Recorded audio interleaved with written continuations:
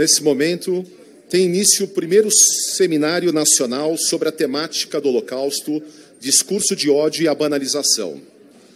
Compõe a mesa Cláudio Lotenberg, presidente da Confederação Israelita do Brasil, senador Rodrigo Pacheco, presidente do Senado Federal e do Congresso Nacional, deputado Davi Soares, representando o Grupo Parlamentar Brasil-Israel, senhor Joel Ilan Pachornik, ministro do Superior Tribunal de Justiça. Nesse momento, ouviremos o hino nacional brasileiro. Por favor.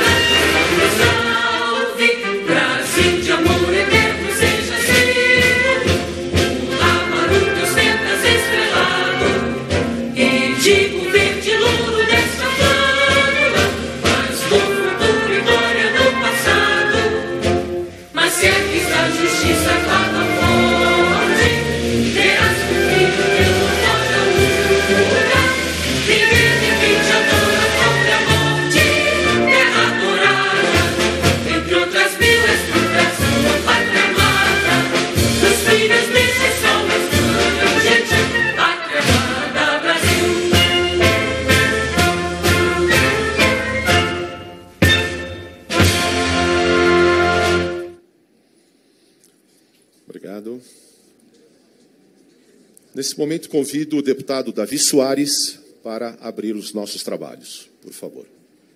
Senhor presidente Cláudio, doutor Cláudio, senhor presidente Rodrigo Pacheco, nas pessoas das quais eu cumprimento a todos aqui presentes, meu bom dia. Nós estamos abrindo o primeiro seminário dessa temática não do Holocausto, da Shoah, que é o termo mais apropriado, que foi esse absurdo que acontece, que já aconteceu, infelizmente, ainda acontece, e que há grupos que tentam reavivar essa temática. Portanto, é muito importante, nesse dia de hoje, nós colocarmos isso na pauta. Com certeza, as próximas pessoas que virão debaterão com maior propriedade. Eu venho aqui, em nome do Grupo Brasil e Israel, expressar nossa solidariedade, nosso compromisso com a liberdade, com a paz, para que ações que aconteceram no passado nunca mais venham a acontecer e, principalmente, que no Brasil seja um país, continue a ser um país, onde judeus, árabes, qualquer etnia possam viver, conviver, prosperar, progredir com toda a sua potencialidade. Como membro também da Frente Parlamentar Evangélica, reafirmamos aqui o nosso compromisso em prol da paz do mundo, da fé que deve prosperar em todos os caminhos. Que Deus abençoe esse dia de hoje, esse seminário, e passo agora a palavra com propriedade ao nosso presidente do Senado, para dar a palavra em nome do nosso Congresso. Muito bom dia a todos. Eu cumprimento de maneira muito especial o deputado federal, meu caro amigo Davi Soares, membro do Grupo Parlamentar Brasil e Israel, pedindo a Vossa Excelência permissão para retornar à minha casa, a Câmara dos Deputados, para esse evento importante, nesse Seminário Nacional sobre a temática do Holocausto. Eu gostaria de saudar também o excelentíssimo senhor ministro do STJ, Dr. Joel Ilan Paciornik, o presidente da Confederação Israelita do Brasil e da Coalizão Saúde, Cláudio Lottenberg, prazer revê-lo, Cláudio, recebendo aqui no Congresso Nacional. Permitam-me cumprimentar também o deputado federal Marcel Van Hatten, na sua pessoa, todos os demais parlamentares que tomam parte desse evento, o senhor Davi Attar, chefe adjunto da Embaixada de Israel no Brasil, e também um cumprimento muito especial, em nome do Senado, à doutora Ilana Tromka, nossa diretora-geral do Senado Federal. Todas as senhoras, todos os senhores, há cerca de 60 anos, Hannah Arendt escrevia Eichmann em Jerusalém e trazia holofotes para um dos temas mais intrincados que envolvem o Holocausto. Hannah Arendt perguntou: como os alemães permitiram que o Holocausto acontecesse? Como pessoas normais, em princípio boas, como a maioria das pessoas nos mais diversos tempos e países, foram condescendentes com o genocídio injustificável de judeus, homossexuais, negros e outras minorias naquele momento. O livro narra o julgamento de Adolf Eichmann, um funcionário público que cumpria as ordens emanadas do Estado alemão no sentido de executar o Holocausto. Dito de uma maneira mais direta, Eichmann era um funcionário público cuja função era assassinar pessoas em cumprimento às ordens do Estado alemão nazista. Era um empregado público que executava o seu trabalho sem questionar aspectos morais, como o caráter ético das ordens que recebia. Eichmann foi considerado culpado ao final do julgamento e condenado à morte por enforcamento. Deixou como legado histórico a importância de o pensamento crítico ser algo compartilhado por todos na sociedade, não podendo ser esse pensamento crítico privilégio de elites. Por exemplo, pois, quando o pensamento crítico dessas elites se corrompe, é necessário que todas as outras instâncias sociais sejam capazes de agir para que catástrofes humanitárias sejam evitadas. A conclusão de Arendt ao final dessa obra, que é de importância singular para a filosofia contemporânea, é a de que devemos estar sempre vigilantes para que coisas como as que aconteceram naquele momento não se repitam. O mal não é metafísico, mas político e histórico. é produzido por homens como Eichmann, que, por um vazio de pensamento, por uma falta de autorreflexão sobre suas atitudes, são capazes de reproduzir as piores torpezas, havendo espaço institucional, por incrível que pareça, para isso. A solução para evitar que algo tão vexatório, tão triste e repugnante se repita na história da humanidade é fortalecer o pensamento crítico das sociedades. Nesse sentido, a repetição de um discurso antigo, mas vivo, que prega a perda de espaço na grade curricular de ensino de matérias que visam o aprimoramento do pensamento crítico, como história, geografia, sociologia, filosofia, antropologia, é um contrassenso e um desserviço. É o tipo de discurso que fere mortalmente a própria essência do Estado de Direito e do Estado democrático, ao induzir a ablação da capacidade de pensamento crítico pelos cidadãos. A banalidade do mal, portanto, remete-nos a um lugar de falha da educação humanista, da educação cidadã, que permite a propagação do discurso de ódio. Destaco que a sociedade brasileira registrou, na última década, avanços importantes no que tange a essa temática de combate aos discursos de ódio, aos preconceitos, à discriminação, coisas antes, de certo modo, toleradas pela sociedade brasileira, já não mais o são. E esse é um papel não só das instâncias políticas e públicas, mas de toda a sociedade.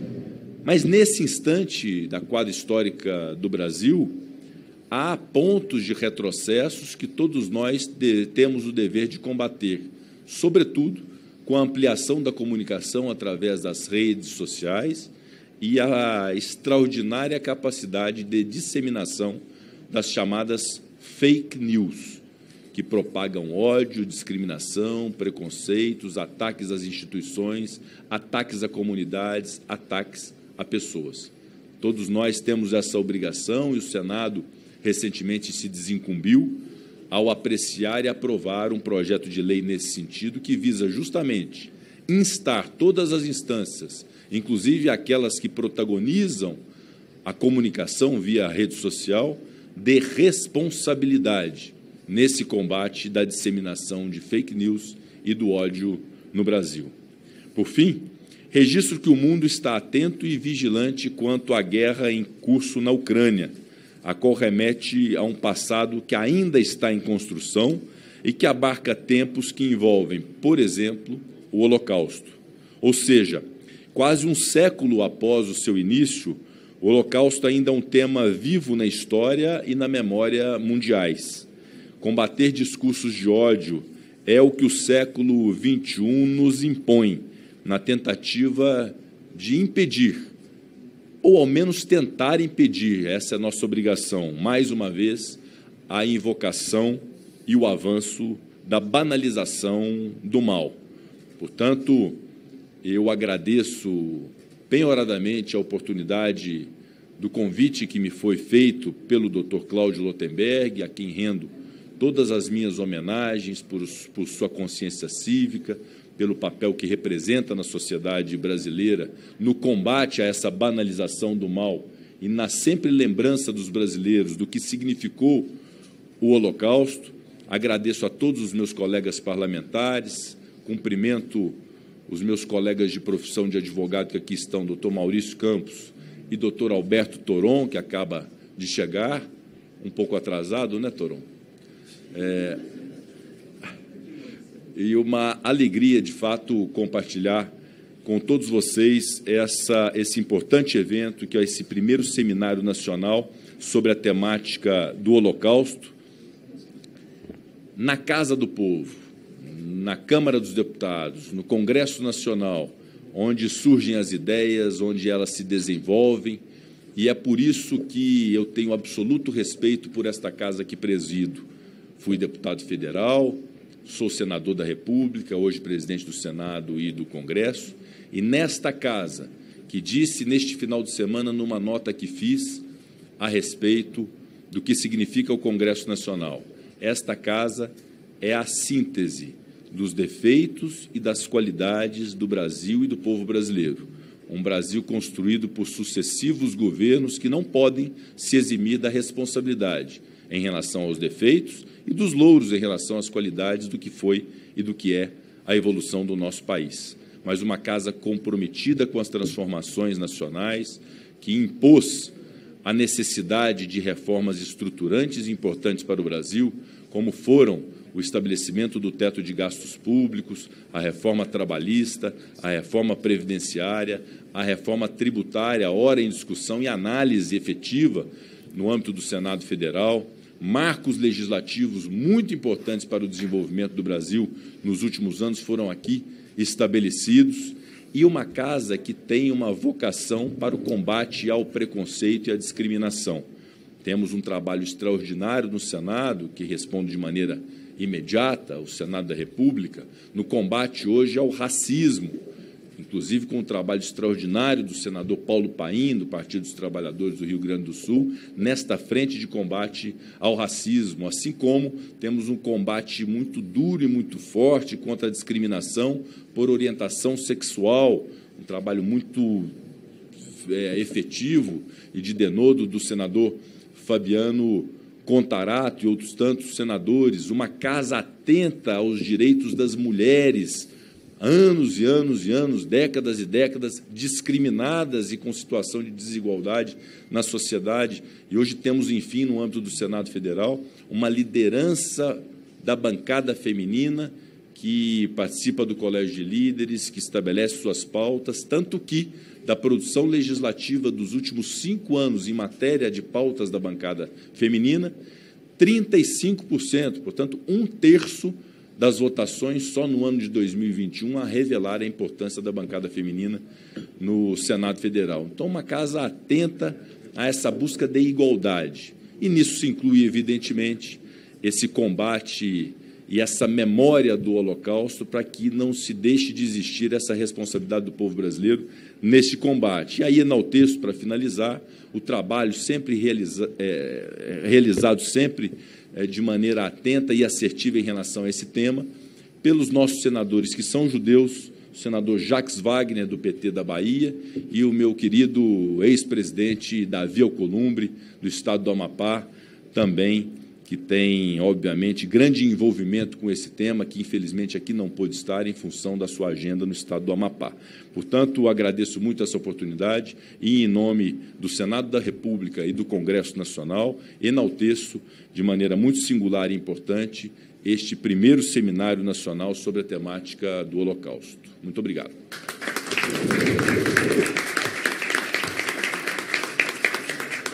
Agradecemos ao senador Rodrigo Pacheco pela ilustre presença em nosso evento e as palavras inspiradoras. A gente já entra no clima do evento com Hannah Arendt, que é uma grande inspiração para todos nós.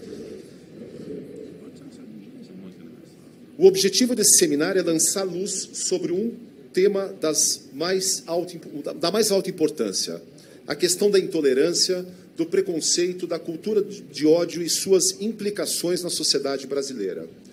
Esse evento acontece na mesma semana do Dia Internacional contra a Discriminação Racial, criado pela Organização das Nações Unidas, e celebrado em 21 de março, em referência ao massacre de Sharpeville, na África do Sul.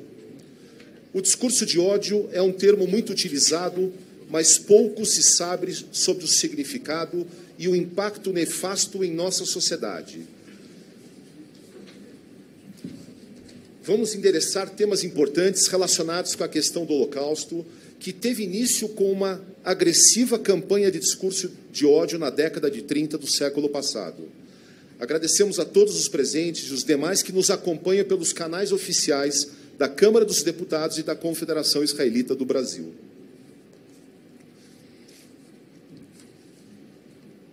Nesse momento, eu gostaria de convidar o Dr. Alberto Toron para que faça algumas palavras. Muito bem, bom dia a todos. Quero cumprimentar o eminente deputado que preside essa mesa, deputado Davi. Cumprimentar meu querido amigo, eminente ministro Joel Pastornik, cumprimentar meu querido amigo Cláudio Lotenberg, que desenvolve um trabalho da mais alta expressão. Falo hoje em nome do Conselho Federal da Ordem dos Advogados do Brasil. E queria começar dizendo, Cláudio e eminente deputado que preside essa mesa, da importância deste evento neste momento, em que no Brasil se acirram posições políticas, em que manifestações de ódio eclodem cotidianamente. É um marco importante e a sociedade brasileira, ela abre as suas portas por meio do parlamento para que a gente possa levar adiante essa discussão importantíssima, porque não se pode ter tolerância com a intolerância, a banalização do Holocausto, a irrupção de movimentos neonazistas.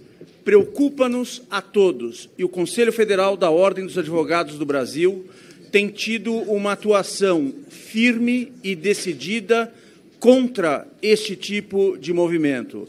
Nós esperamos, Cláudio, que juntos com outros setores da sociedade, com o Parlamento brasileiro, nós possamos construir um muro, construir uma frente contra este tipo de retrocesso, que revive momentos tristes da história da sociedade brasileira.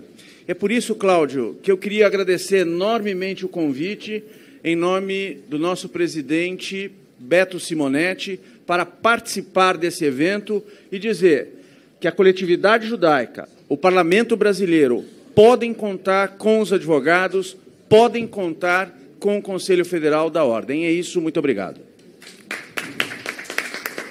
Agradecemos ao senhor Alberto Toron pela participação no evento e passamos a palavra ao presidente da Confederação Israelita do Brasil, Cláudio Lotenberg. Prezado deputado Davi Soares, a quem rendo as maiores homenagens e reconhecimento por ter direcionado e encaminhado esse importante projeto que hoje aqui acontece. Prezado presidente do Congresso, presidente do Senado, senador Rodrigo Pacheco, tomo liberdade também de cumprimentar meu querido amigo, ministro Joel Pachornik.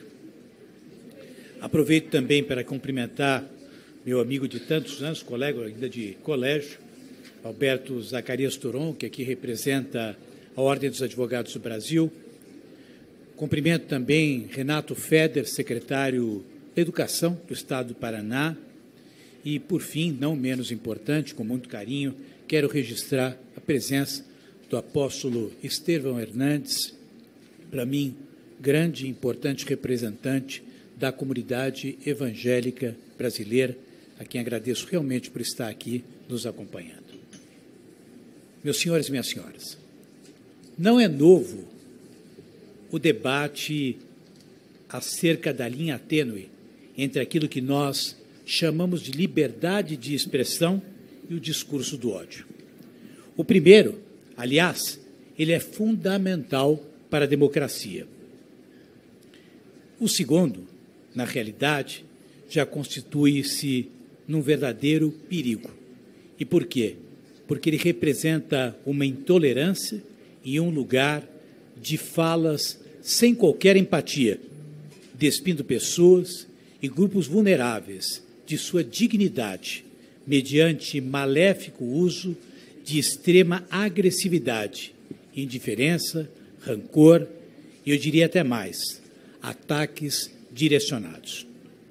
Liberdade de expressão, minhas senhoras e meus senhores, é um direito e é uma garantia fundamental que visa proporcionar às pessoas darem luz às suas ideias, sem medo de coerção ou sem qualquer represália. A liberdade para difundir pensamentos, porém, não é um direito absoluto. Ela vem acompanhada de um ônus da convivência em sociedade. E se, por um lado, meu querido Toron, a nossa Constituição, ela dá a nós esse tipo de liberdade, ela não nos depriva ou tira a responsabilidade quando, porventura, afrontamos a dignidade de terceiros.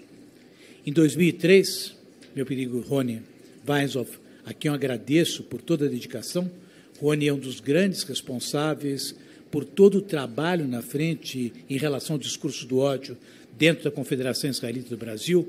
O caso Elvanger, emblemático, junto ao Supremo Tribunal Federal, chancelou sobre práticas antissemitas, que esse tipo de discurso de ódio é inconciliável com os padrões éticos e morais definidos na Constituição Federal e no mundo contemporâneo, sobre os quais se ergue a harmonia de um Estado verdadeiramente democrático. De fato, negar, ignorar ou banalizar certos temas tem custo altíssimo para a humanidade. E nós temos que desenvolver, como hoje, para desenvolver iniciativas que possam dar visibilidade, tirar a sociedade da neutralidade e adotar medidas que evitem situações, que eu diria, catastróficas. Essa pretensão de imparcialidade de alguns patrocina de maneira silenciosa o crescimento da violência que fere outros princípios justamente constitucionais, voltados à proteção da segurança individual e, mais do que isso, à segurança coletiva. É assombroso, senhores, constatar narrativas que permeiam o tema do nazismo, até mesmo hoje, banalizam o Holocausto de forma absolutamente inacreditável, ignoram o fato de que expressões de ódio culposas ou dolosas causam danos físicos reais às suas vítimas. Este é um movimento extremamente perigoso das redes para o mundo real. A história nos ensinou que a desconstrução não é um fenômeno isolado e inacabado. As imagens retratando o final da Segunda Grande Guerra Mundial, prezado Toron, quando Churchill fez questão de documentar aquilo que ele encontrava nos campos de concentração, tinha uma finalidade muito clara, de que talvez, num período muito mais próximo que pudéssemos imaginar, alguém negaria a realidade daquilo que havia acontecendo, como que se o Holocausto pudesse ser desconstruído ou negado. Até que ponto nós, cidadãos, temos o direito de sermos intolerantes? O exame atento e preciso do discurso do ódio é um esforço de proteção justamente à liberdade de expressão e não o seu combate. A maturidade do debate está no reconhecimento de que a convivência entre o discurso de ódio e a liberdade de expressão é possível, é necessária. Porém, negar e banalizar o Holocausto ou defender o nazismo definitivamente não é uma questão de opinião. Este nosso Brasil, aqui dentro da representatividade na sua esfera política mais significativa, é um país que acolheu a todos, prezado Joel Pachornik. É um Brasil que deu oportunidade a todos nós de podermos nos estabelecer, nos construir e reconstruir. Nós conquistamos o Brasil, todos nós, porque somos todos nós imigrantes, a dignidade da convivência. E nós não vamos permitir em absoluto que negacionistas, que aqueles que eventualmente queiram utilizar termos que nos são muito caros, possam retratar de forma obscura elementos que são importantes e, diria até mais, fundamentais para o bom convívio da sociedade. O Brasil deve, sim, até pela sua própria Constituição, uma Constituição plural, uma Constituição de diálogo, dar um exemplo não só a nós brasileiros, mas para o mundo. E, portanto, eu quero agradecer a esta casa que hoje aqui nos recebe, por ter tido a sensibilidade de permitir trazer um tema tão sensível e importante para um grupo seleto que se interessa, sim, por um Brasil democrático, um Brasil com equidade, um Brasil que se faça respeitar, onde a liberdade de expressão deve existir, mas com respeito, sem abuso, sem contrariar minorias que, eventualmente, não merecem em absoluto sentir-se ofuscadas ou minorizadas em função justamente da tal liberdade de expressão. Muito obrigado.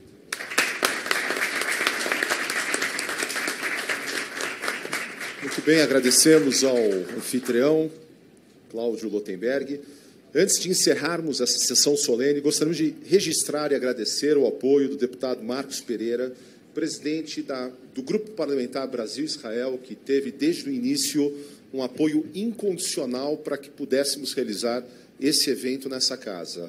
Nós tivemos que postergar em função do agravamento da pandemia, a previsão era em fevereiro, e tivemos sempre o apoio e de toda a equipe dele. E eu registro também, antes de encerrarmos, a presença do embaixador de Itamaraty, Sr. Kennedy da Nóbrega, demais autoridades do corpo diplomático da Embaixada de Israel, o secretário da Educação, Renato Feder, que já foi referido, e o desembargador corregedor do Tribunal Regional do Estado de São Paulo, Dr. Sérgio Pinto Martins. E, nesse momento, dou por encerrada a sessão solene, agradeço a todos. Na sequência, eu convido o nosso moderador para o painel, Dr. Daniel Leon Bialski, que irá moderar o primeiro painel.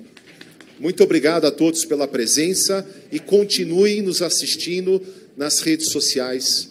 O evento é híbrido e o foco do evento é virtual, sim. Nós estamos num espaço pequeno, protegido com toda a segurança para os presentes. Bom dia.